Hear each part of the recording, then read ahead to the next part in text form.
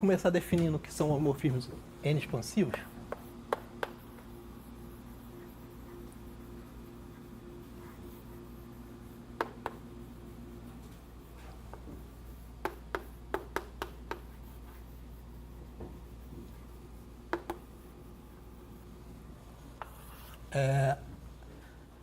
Eu vou, durante a palestra, X sempre vai ser um espaço métrico compacto.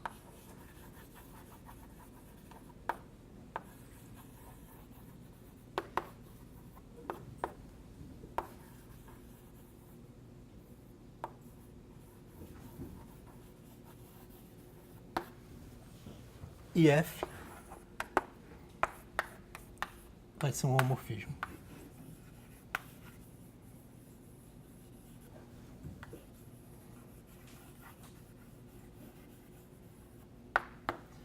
A gente vai dizer que F é N-expansivo.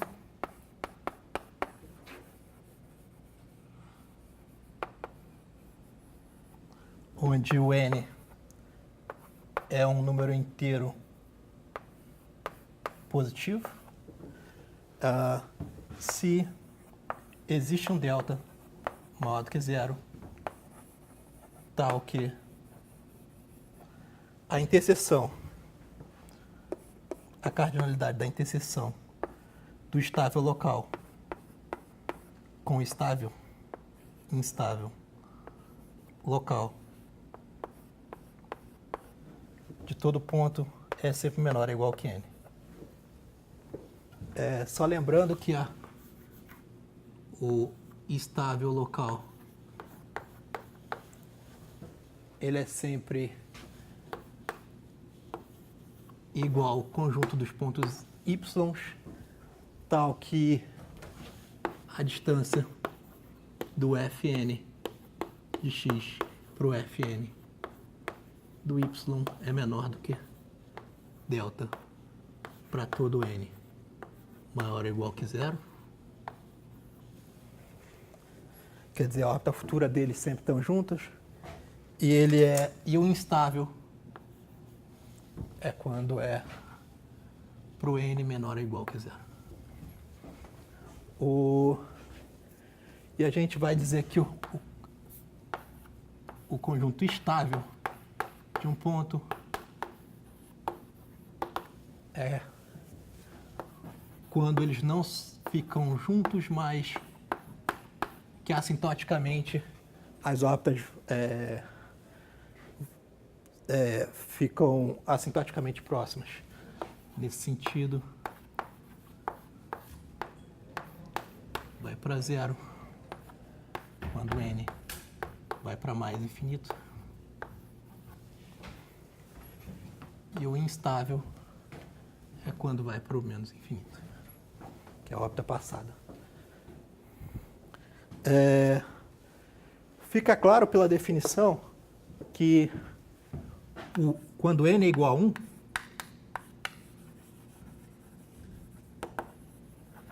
isso é exatamente os expansivos.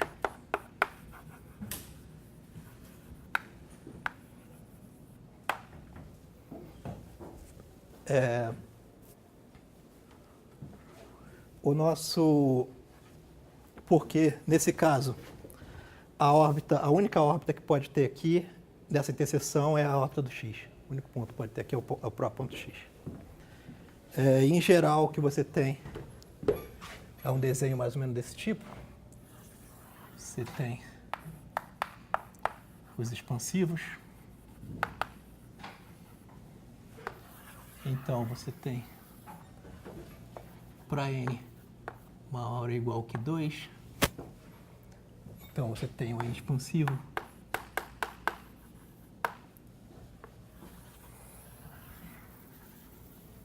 E aí você tem um n mais um expansivo.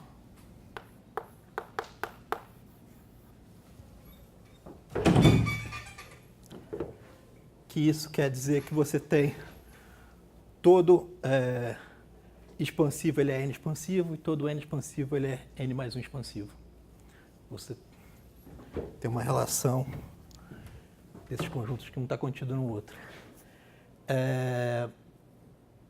eu vou colocar algum contexto sobre alguns resultados que eu quero comentar aqui. Para a expansividade, vou falar como é que a gente estende para esses sistemas mais gerais. De fato, você sempre tem exemplos aqui e aqui. Quer dizer que esses caras não são exatamente os mesmos. Não é tudo expansivo, eu estou trabalhando num setting meio que vazio. O que a gente... Bem, o primeiro resultado é sobre quais os espaços que admitem homomorfismos expansivos. Esse resultado é do Magnier, de 79. Ele provou que se um espaço métrico compacto X admite um homomorfismo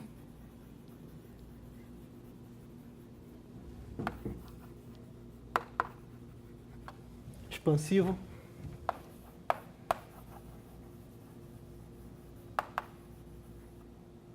então a dimensão topológica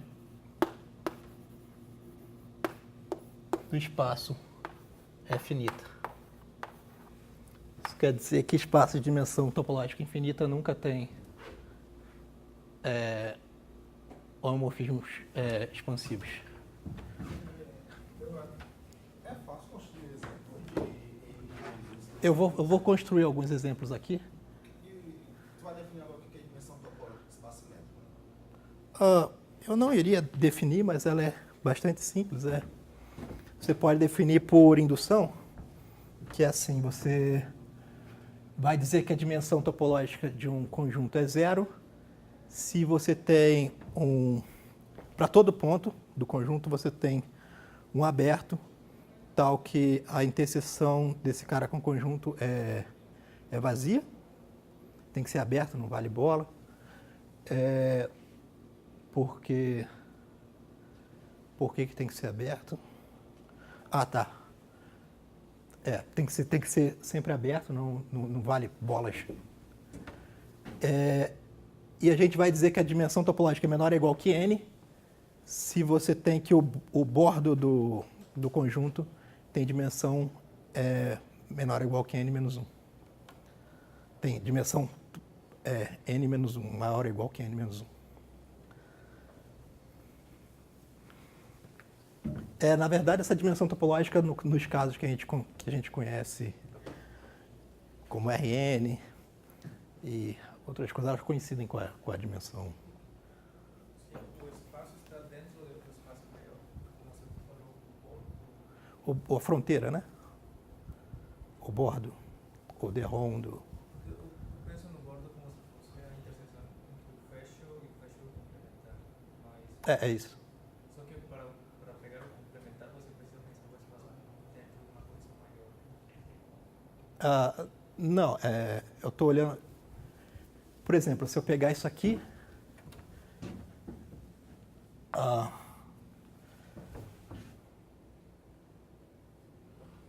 Desculpa, você está correto. É que não é do espaço. Você pega um ponto, pega um aberto, aí você está correto. Eu falei que o bordo dessa vizinhança, desse aberto, que é o aberto de um ponto, intersectado com um conjunto, digamos, V, tem dimensão n menos 1. Tá?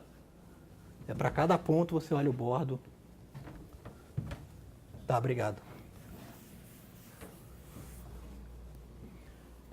E o outro teorema.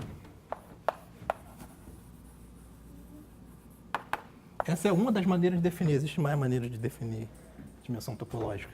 E é equivalente a essa. O outro teorema é de Fati, de 89, que aí ele fala um pouco sobre a relação de expansividade e entropia que você tem se o ômeo esse F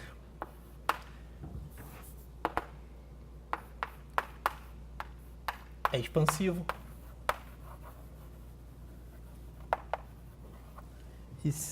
e a dimensão topológica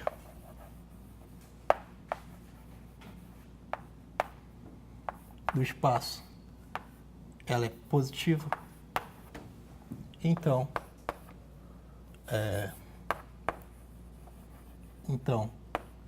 a entropia topológica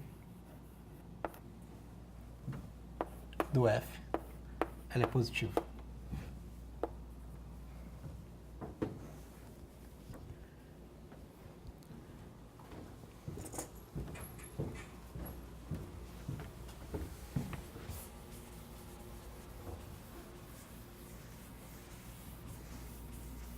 O que acontece é que esses dois resultados eles também valem para homorfismos N expansivos. De fato, vale mais uma coisa mais forte, que é mais forte não, para um sistema ainda mais fraco, né? Uma classe de sistema ainda mais fraco. A gente vai dizer que o F de x em x é CW expansivo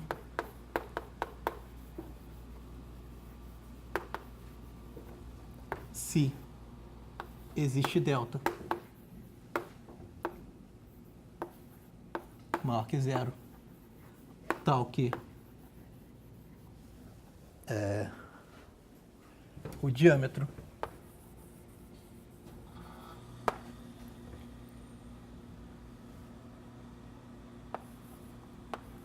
de tal que existe, tal que para todo A contido em X contínuo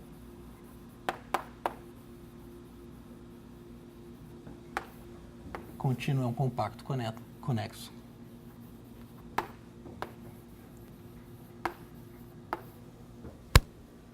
Existe não trivial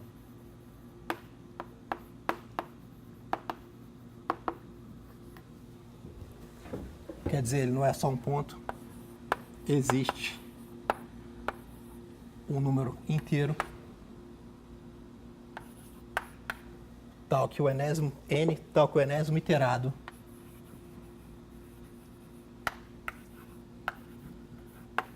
esse cara tem diâmetro maior do que delta. De fato, para esse o que a gente tem, então é uma coisa assim. CW expansivo. É uma definição ainda mais fraca. E o que acontece aqui em 93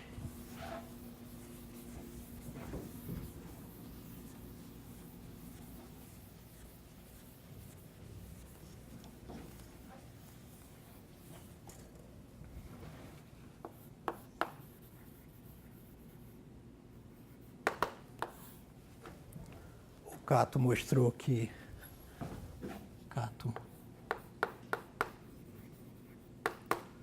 93 ele mostrou que se x admite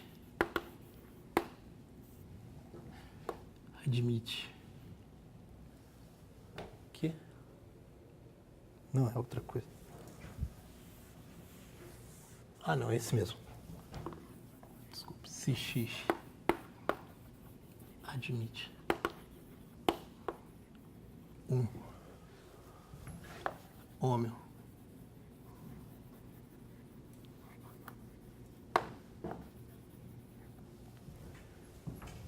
CW expansivo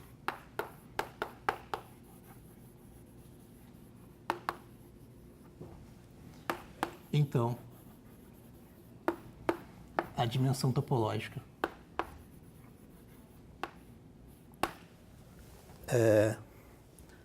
a dimensão topológica do x é finita.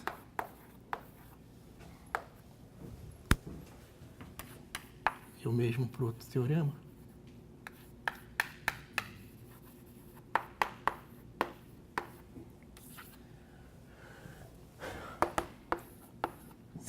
se F...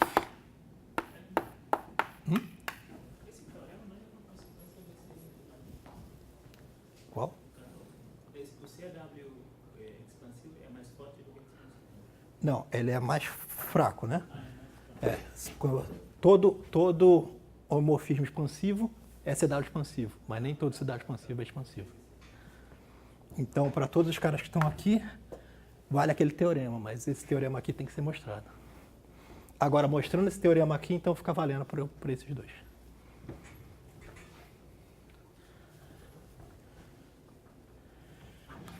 CW expansivo.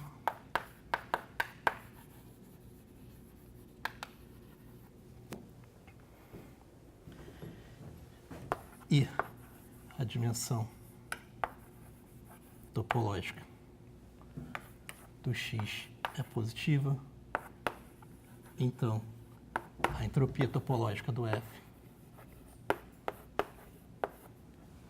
é positiva.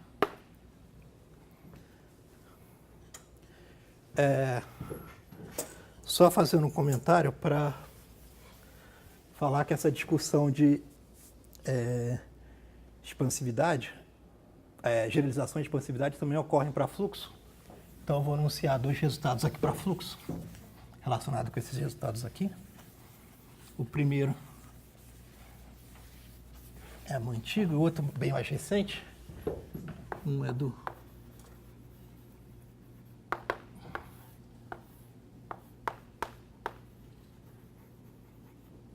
Ken Sears, de 81, que se um espaço métrico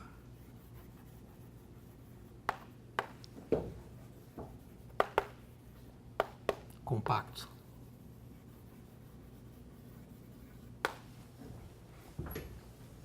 admite um fluxo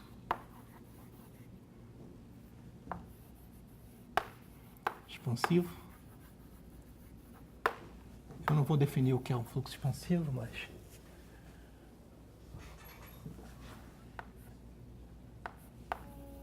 então a dimensão topológica do espaço, dimensão topológica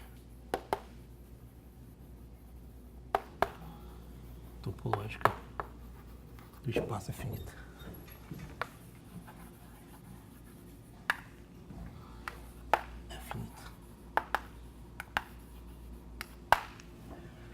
E o outro teorema é bem mais recente. Junto com o Alexander,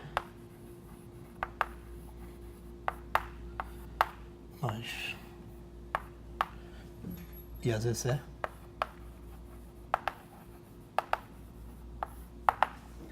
nós mostramos que se um fluxo é CW expansivo,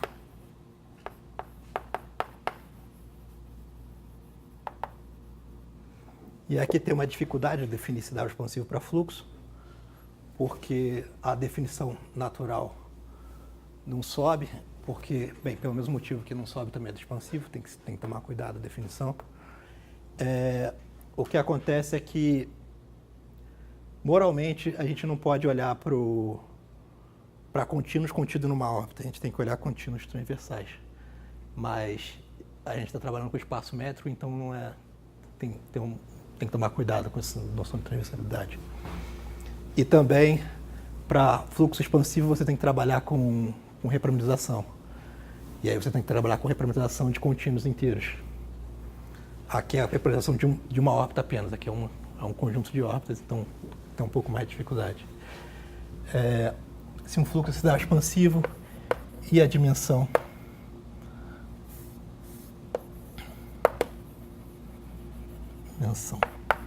topológica do espaço é maior que 1.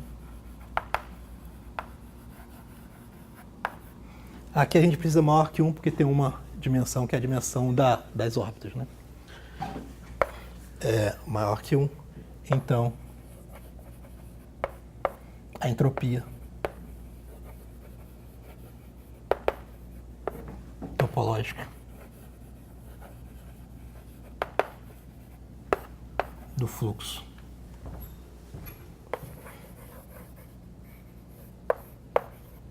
É positivo.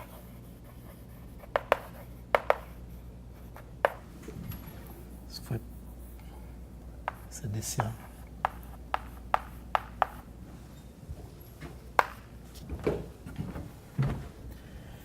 Então esses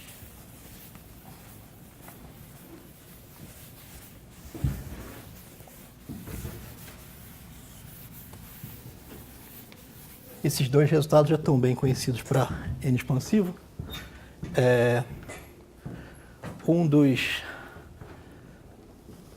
E agora eu quero discutir um outro resultado, que é o resultado da decomposição espectral, teorema da decomposição espectral, que, como a gente vai ver, ele não só a N expansividade não é suficiente para mostrar a decomposição espectral. Vou anunciar aqui o teorema clássico, teorema da decomposição espectral.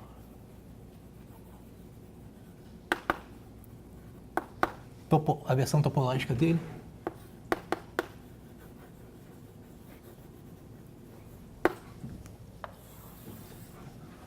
Você tem F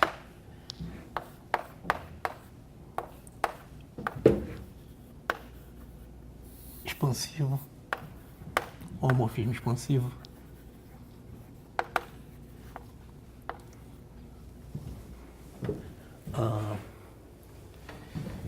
e o conjunto recorrente por cadeia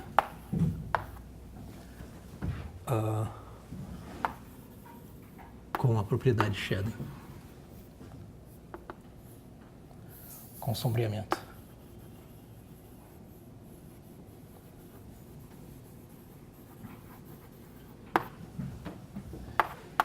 Então,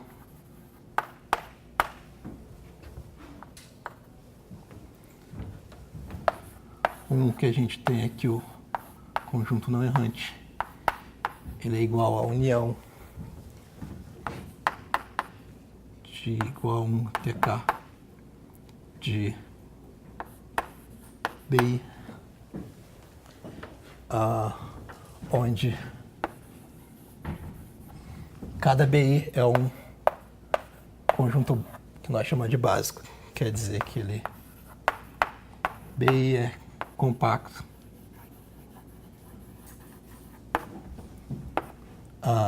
invariante e transitivo.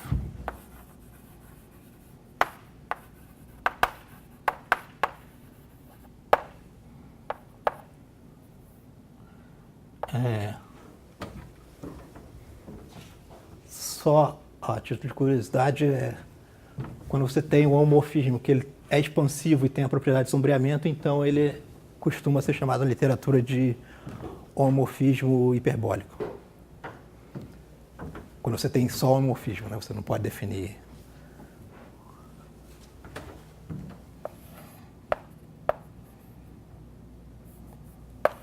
E 2, cada BI, ele é a união de conjuntos elementares. J igual a 1 até um A que depende do I. Cada BI ele é igual a união de CJs disjunta, essa união aqui é disjunta, aqui também é disjunta, tal que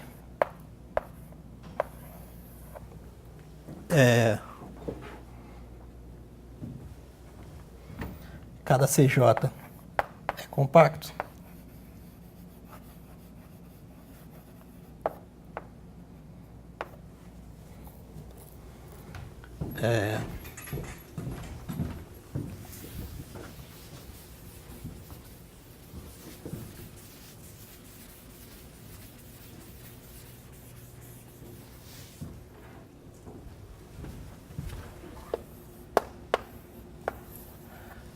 Você tem que, quando você itera um CJ, ele não fica nele mesmo, ele vai para o seguinte, quando você pode fazer isso.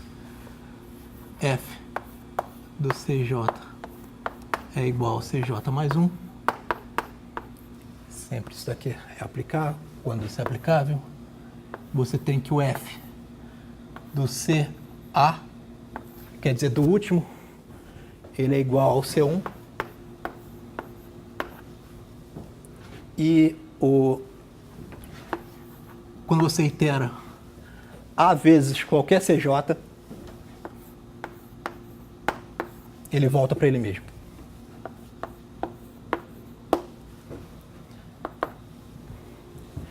E aí, o que você tem é que o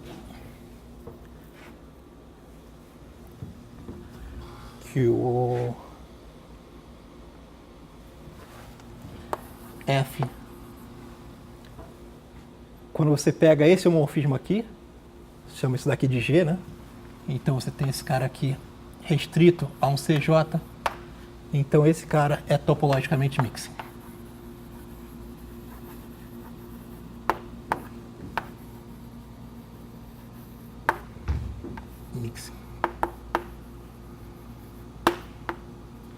Em particular, ele tem propriedade de especificação.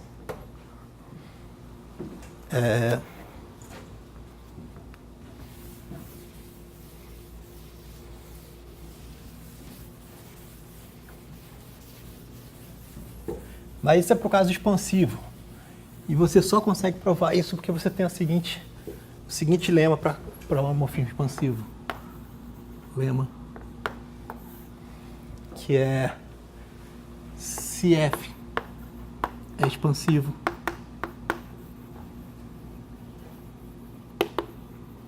então existe um epsilon maior do que zero, tal que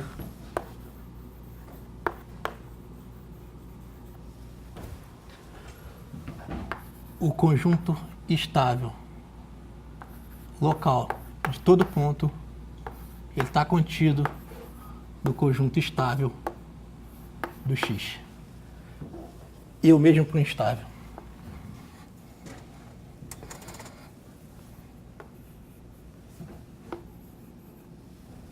Isso quer dizer que quando a órbita futura está sempre epsilon próximos, sempre, elas não apenas ficam próximas, como elas convergem uma para a outra.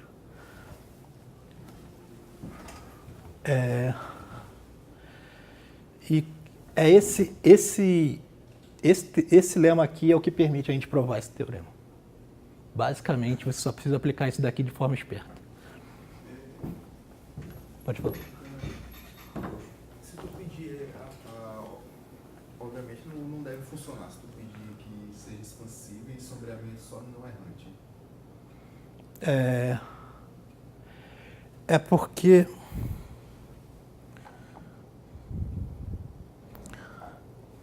você vai conseguir isso só no não errante? Funciona. Funciona, só no não errante funciona. Então não precisa pedir aquilo no cadeia recorrente. Né? Não, a princípio não. Na verdade, você pode pedir em tudo, que é melhor que é. É porque isso não só porque tá no menor não quer dizer que é melhor. Porque eu não vou discutir o sombreamento aqui, mas sombreamento no subconjunto nem sempre é melhor do que o coisa. Tem. Mas tá bom. A questão aqui é que você tem. O que a gente vai tentar mudar é. Teorema de composição espectral. O que eu estava falando? Tá. Vou fazer o seguinte então agora. Vou mostrar que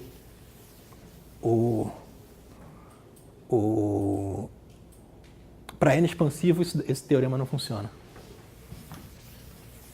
Não pode funcionar.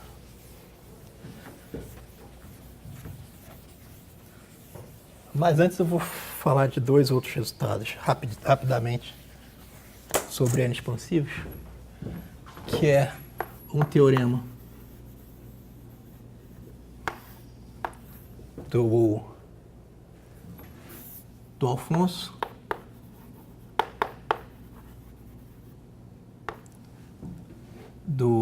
da Zezé.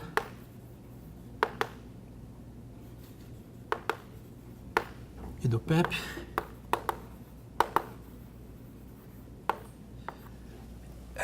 Isso é 2014? Acho que é 2014. Em que eles provam... 2015, eu acho. Que eles provam que se F de uma superfície é 2 expansivo,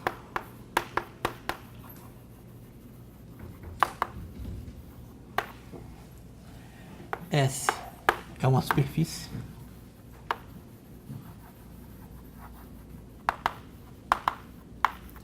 e o não errante é tudo, então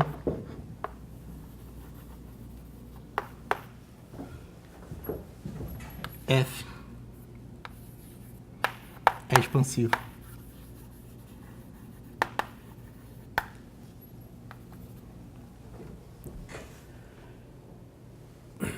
Quer dizer que em superfície, se o não errante é tudo, então necessariamente você tem 2 expansivo é expansivo. Mas o próprio artigo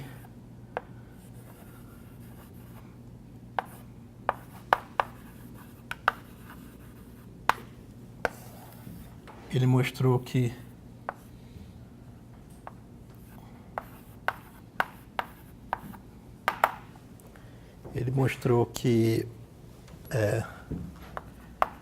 para todo R maior ou igual que 2 existe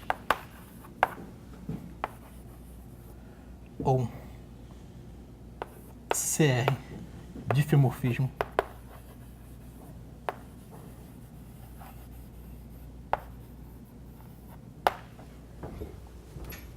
CR robustamente R expansivo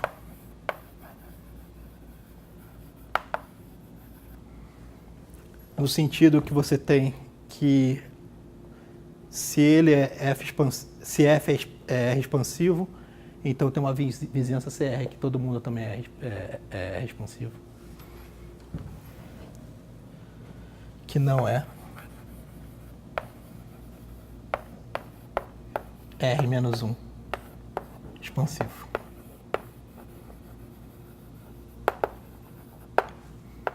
Para apagar a possibilidade de ser expansivo, né? E isso acontece no toro. O exemplo que ele consegue é no toro. E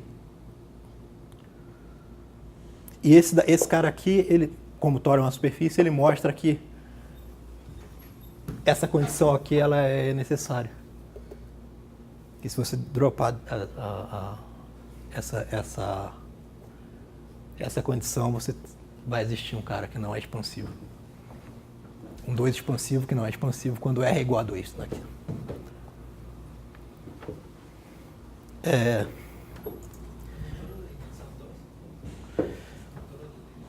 Esse aqui ele pode provar, pode dar para criar. Se você tem dimensão 2, você consegue em dimensão maior, mas tá. O que acontece é que aqui eles são todos no toro. Ele faz tudo no toro. Mas ele consegue, dá para fazer em dimensão maior também, mas... Quer dizer, o exemplo, né? Esse negócio aqui, para 3 expansivos ninguém sabe fazer ainda. Na verdade, a gente acha que só... Se pedir transitivo, isso daqui já deveria implicar que é expansivo. Quando você tem não só 2 expansivos, mas qualquer N aqui.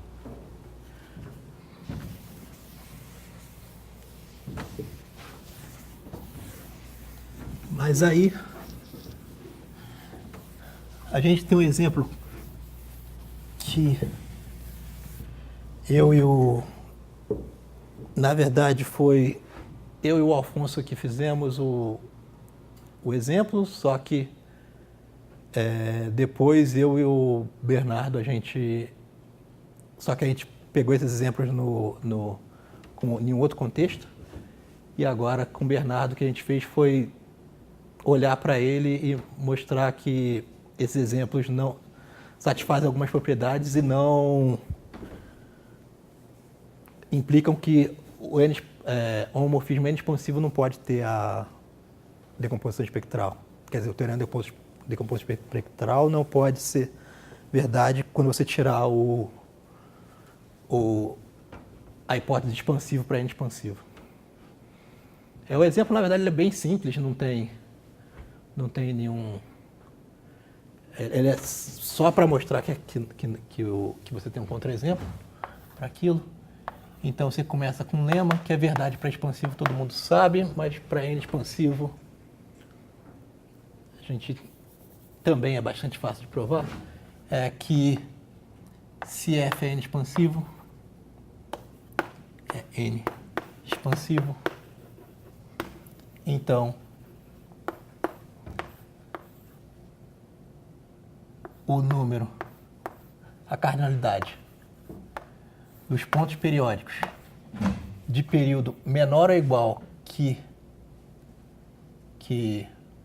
L, onde L é o inteiro, é sempre finita.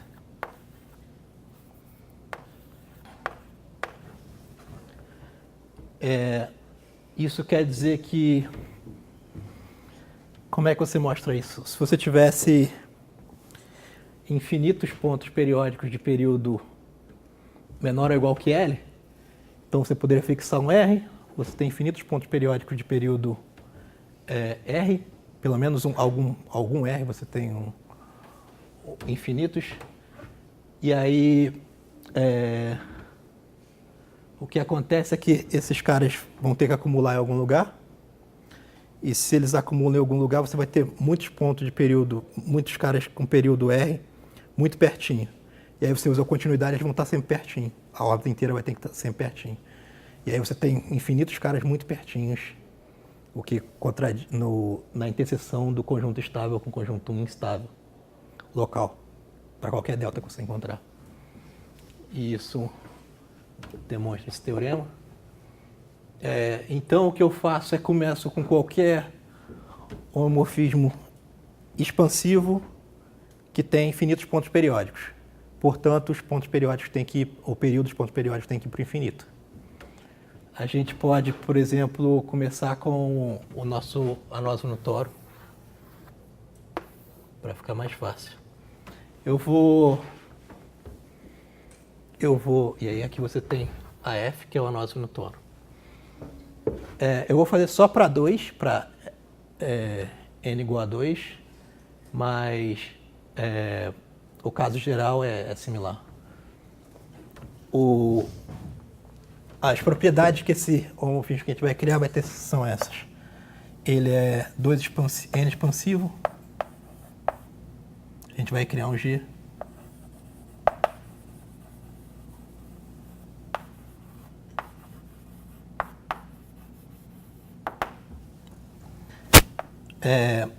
Que ele é N expansivo.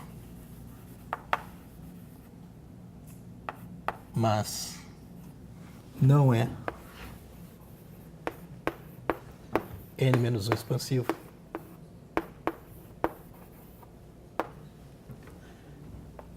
Dois, ele tem shadowing.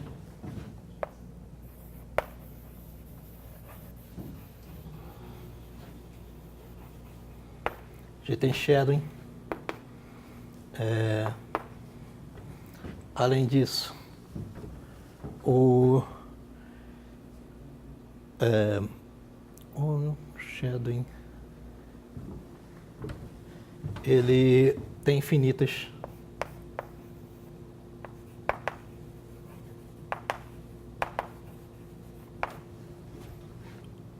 classes recorrentes.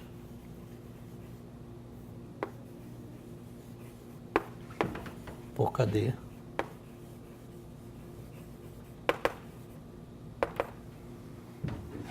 E o não errante é tudo.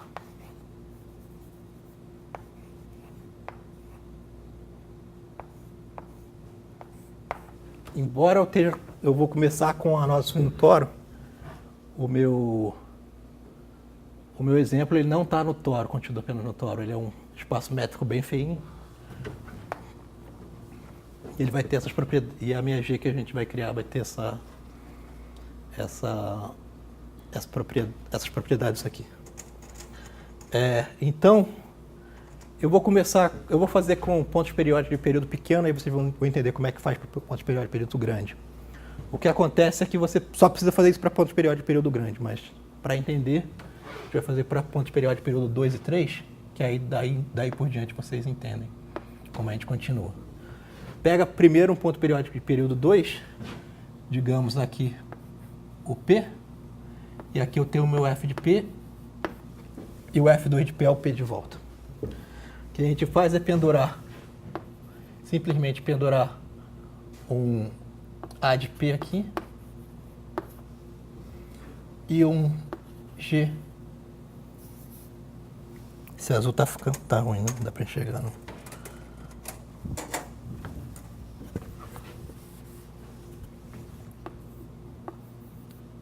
A de P e aqui um G de A de P.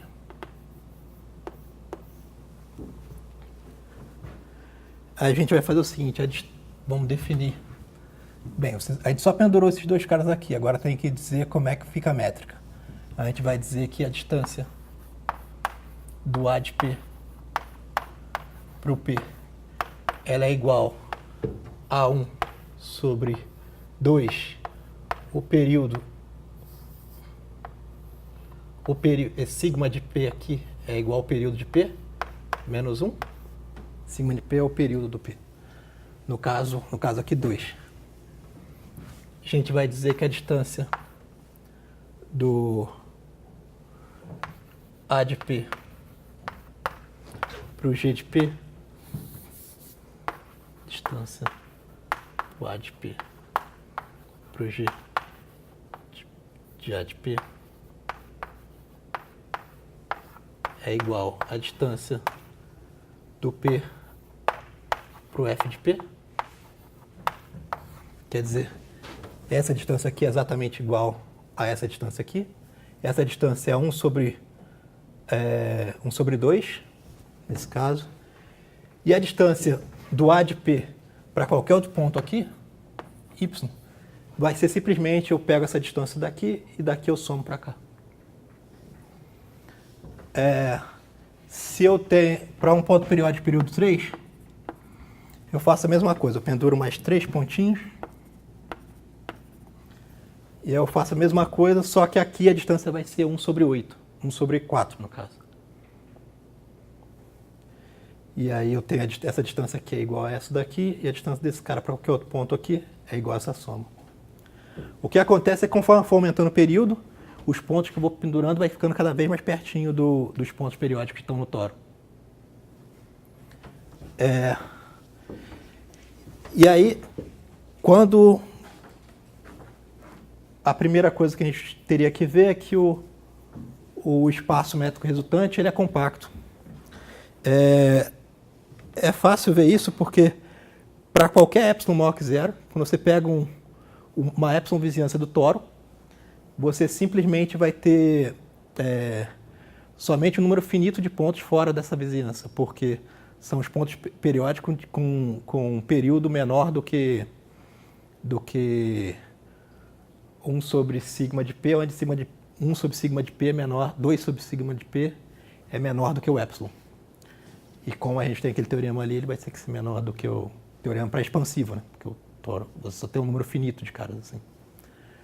E aí, para mostrar que ele é um homomorfismo, é só mostrar a continuidade.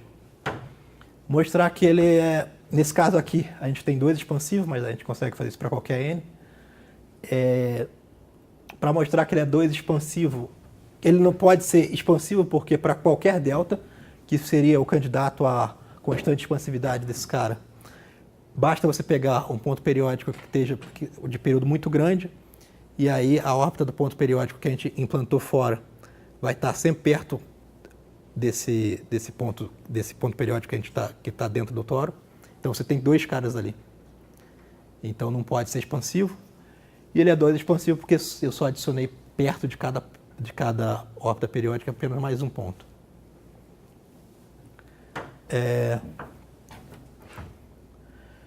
A propriedade de sombreamento é mais ou menos contínua também, só que a única coisa que você tem que tomar cuidado é com os quantificadores que você tem aqui.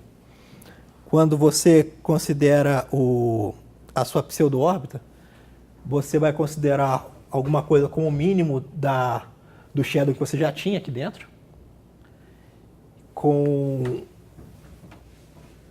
alguma coisa que vai te permitir que ou a pseudo-órbita, delta pseudo-órbita, vai ser uma órbita fora do toro, ou então ela vai estar tão pertinho do toro que você vai conseguir passar essa delta pseudo-órbita para uma órbita toda no toro.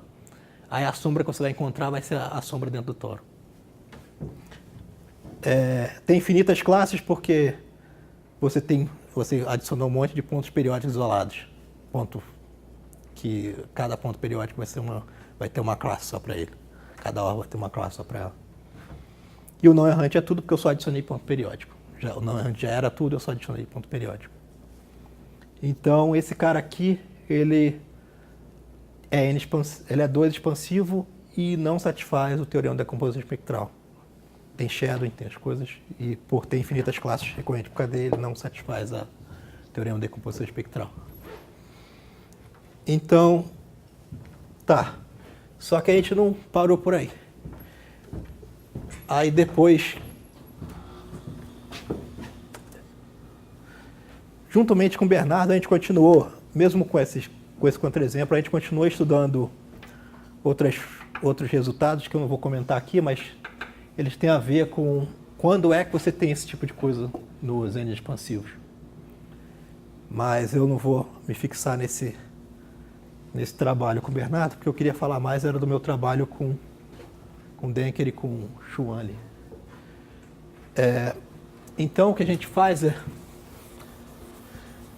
definir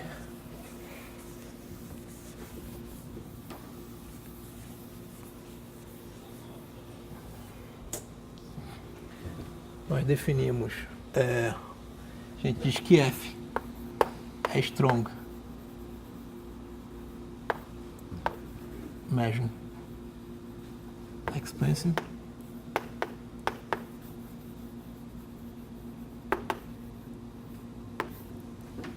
que eu vou chamar de SME se existe um delta maior do que 0 tal que simo é uma medida invariante, probabilidade invariante,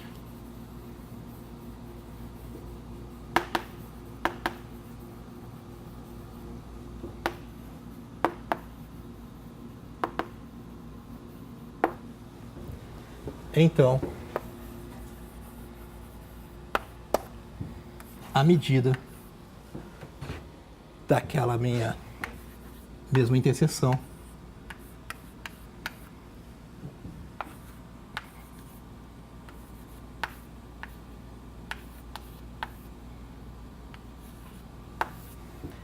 ela é sempre igual à medida do conjunto que só tem o x.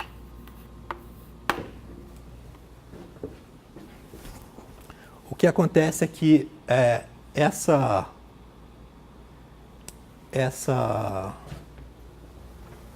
essa definição a gente vai ter um teorema de decomposição espectral.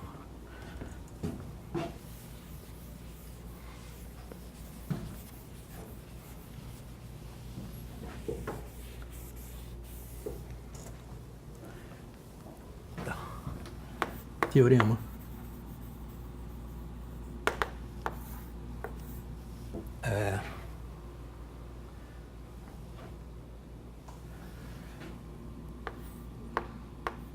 com Denker e com Chuan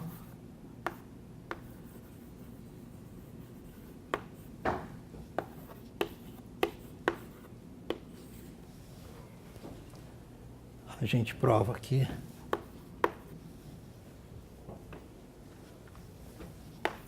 se F é strong measure expansive e o KD é recorrente.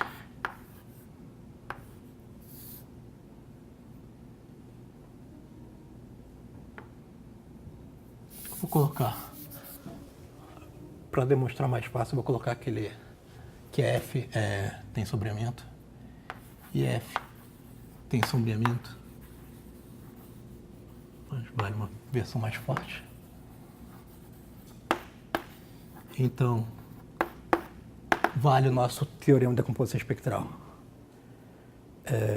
Como é que é? O não errante. Ele é igual à união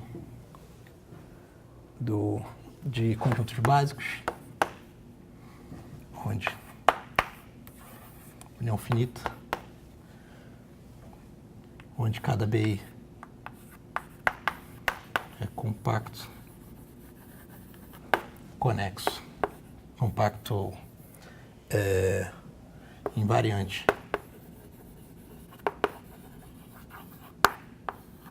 E transitivo.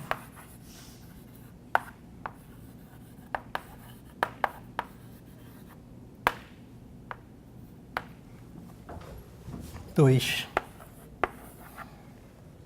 Cada BI é a união disjunta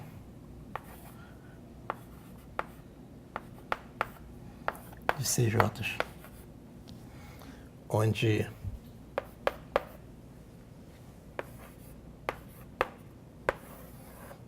cada CJ é compacto.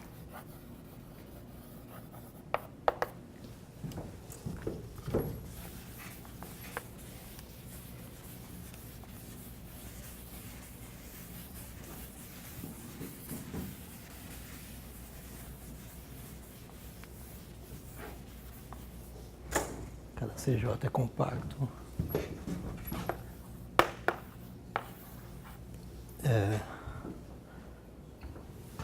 F CJ é igual a CJ mais 1. F de CA é igual a C1. E FA de CJ é sempre igual ao próprio CJ. E por fim,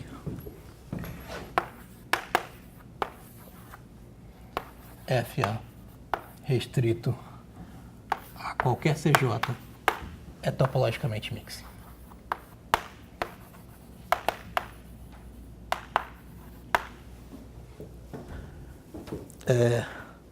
Como é que a gente mostra isso? A gente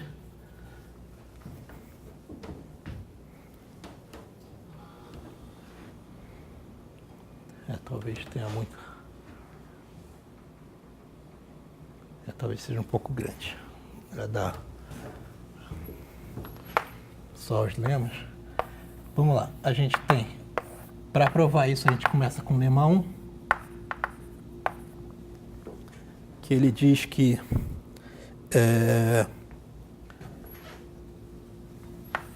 se F é strong measure expansive, então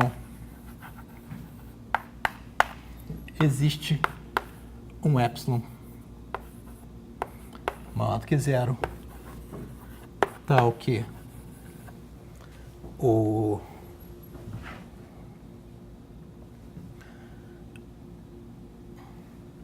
a interseção do conjunto estável do X com o conjunto instável do X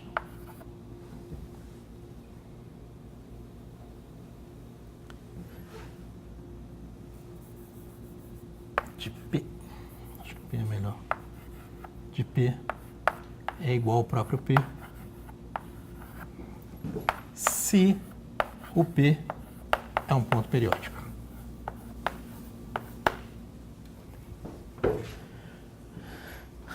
Lembra, né? Se isso aqui valesse para todos os pontos, isso aqui seria expansividade. Mas o que eu tenho é isso aqui só para os pontos periódicos.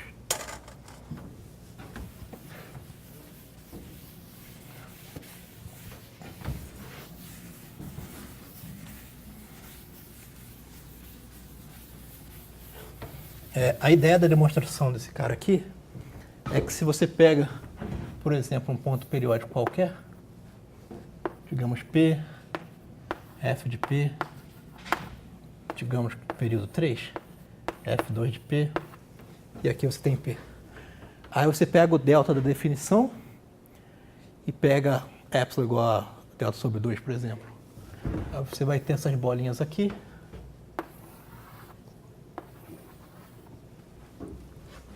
Se você tem um outro ponto periódico aqui, cuja órbita fica dentro dessa bolinha, digamos um P2, P3, aqui o F de P3, e aqui um F2 de P3, aí é fácil, porque você e o F3 de P2 igual a de P... que é P2. E F3 de P2 igual a P2, aí é fácil, basta você pegar uma medida que suportada nas duas órbitas periódicas e você vai ter que aquela interseção ali vai ter medida maior do que do próprio X. O problema é quando você tem que o cara que está aqui dentro e que fica acompanhando aqui não é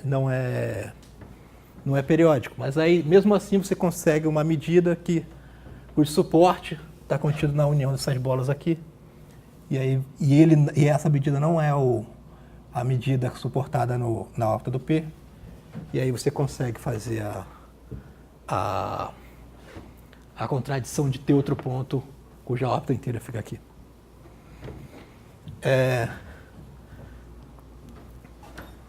O segundo lema.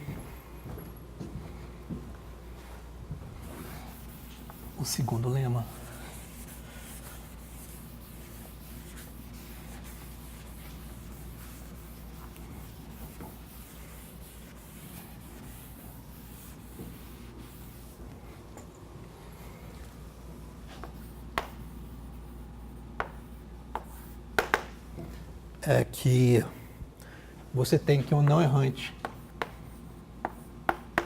se o F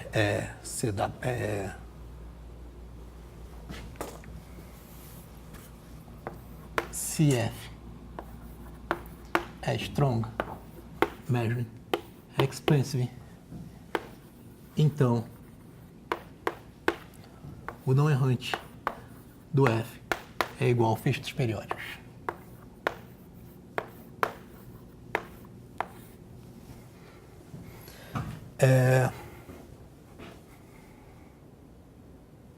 Tá. SME e tem shading.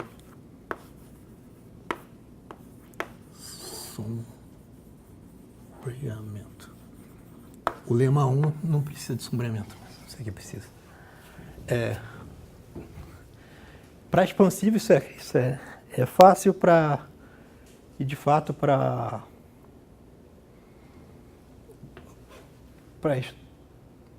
strong measure expansive também não é muito difícil. Basta você pegar, aqui você tem um ponto, digamos X no não errante. Isso quer dizer que você vai ter um pedaço de órbita aqui de um Y, que aqui você vai ter o F do Y. Aí ele vai, F K do Y, FK menos 1 do Y. Aqui você vai ter um FK do Y. Ele volta aqui pertinho. Esse cara aqui é uma bola de centro de tamanho epsilon, centro X. E depois essa órbita pode ir embora. Fica mais um de Y, sei lá para onde é que vai. E aí o que você faz é utilizar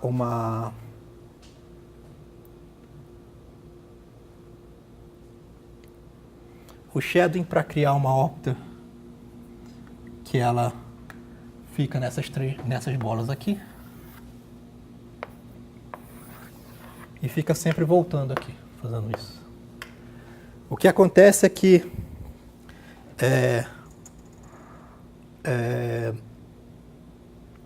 Assim como ocorre com expansivo, se fosse expansivo isso daqui, o que acontece é que o F2 do meu ponto Z, o FK do Z, quando eu passasse aqui o FK do Z, a órbita do FK do Z e do Z ia ficar sempre próxima. Quer dizer que esse FK do Z aqui ia estar nessa interseção aqui.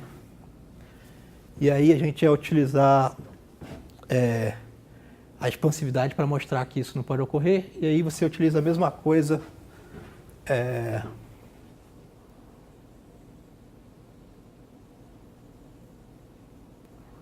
o mesmo argumento que a gente usou lá na frente para provar que você tem uma medida que suporta aqui, mas que ela não dá peso positivo para o ponto Z. E aí o que acontece é que a interseção essa interseção aqui vai ter uma medida maior do que zero, que vai ser a medida do Z.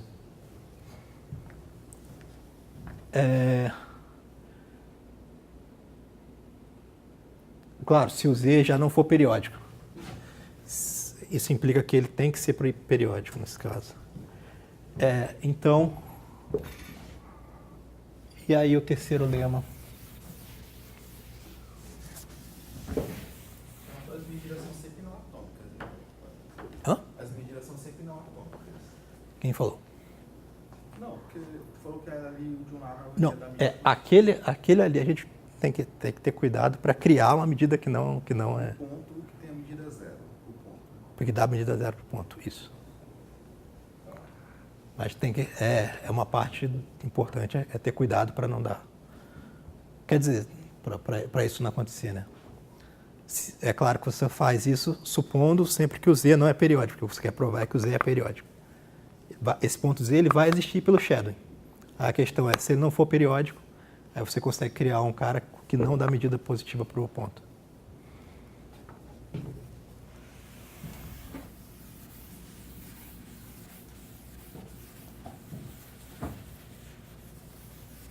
Na verdade não é difícil, não.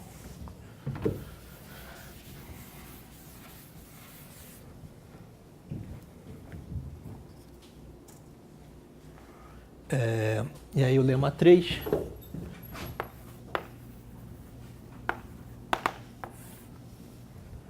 O lema 3 é que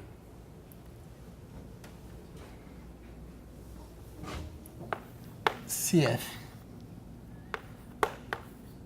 é strong measure expansive, não precisa do shadow nesse caso, então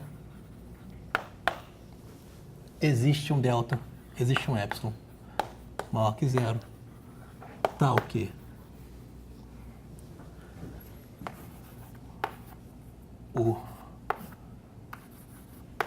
a interseção, o conjunto estável local de todo ponto periódico está contínuo estável dele mesmo, do ponto periódico, para todo P periódico. Lembra que a gente falou que isso daqui era o ponto-chave para provar que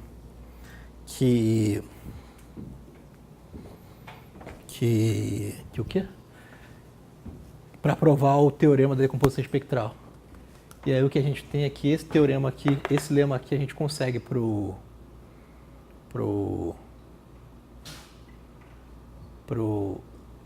pontos periódicos. E isso aqui é o suficiente para provar o nosso teorema da decomposição espectral. O que acontece é que isso aqui não sai direto daquele outro teorema utilizando o caso expansivo, porque a princípio você poderia pensar que ele é expansivo nos periódicos, alguma coisa assim, né? Mas esse teorema só sai para o expansivo se você tiver um cara compacto. E o conjunto de pontos periódicos sozinho, a princípio, ele não é compacto, né? Então, e você não consegue passar isso para o fecho, então você tem que demonstrar a mesma coisa. Não é uma coisa muito simples. Então, eu não vou fazer a demonstração, acho que é melhor não fazer. Vou falar Acho que eu vou terminar falando de por que eu estudo essas coisas aí, porque, na verdade, eu não é essa minha motivação. Eu acabei caindo nesse mundo meio que de paraquedas. O que acontece é que no meu primeiro trabalho, eu estudei, na verdade, classes homoclínicas C1 genéricas. E aí, você tem um teorema que é do Abdenur Dias e do Lourenço, do Flávio do Lourenço, em que eles provam que se F é C1 genérico,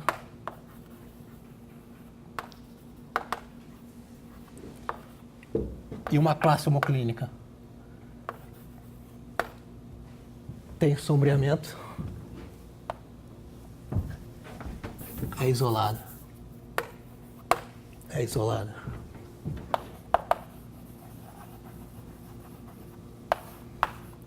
E tem sombreamento.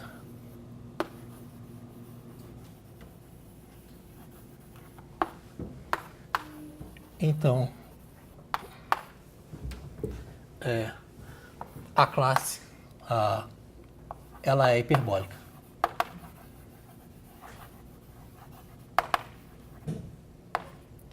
O que acontece é que eles deixam como questão o caso de que quando a classe não é isolada.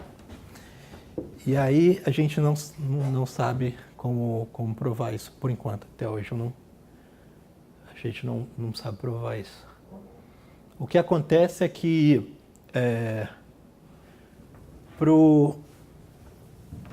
tem um outro teorema em que você modifica o caso H com sombreamento para H com expansivo, que ele é do Chalbogan com o Wen, em que eles mostram que se F é um genérico,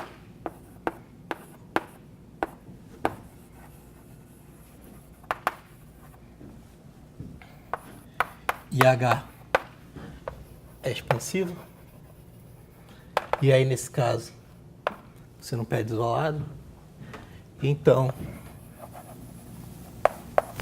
H é hiperbólico, a classe é hiperbólica.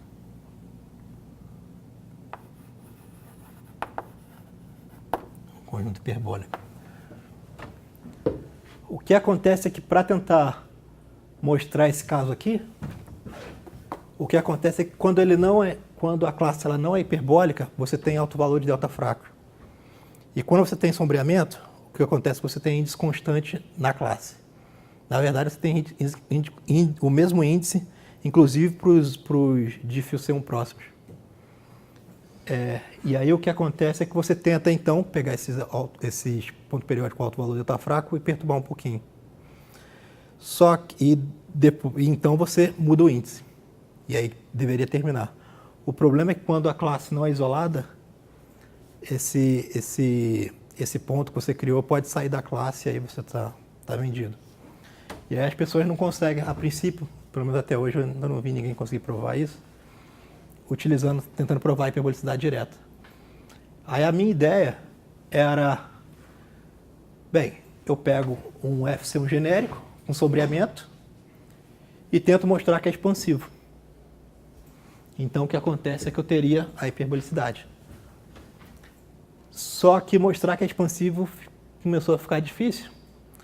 E o que aconteceu é que eu quase consigo sempre mostrar essas propriedades mais fracas de expansividade.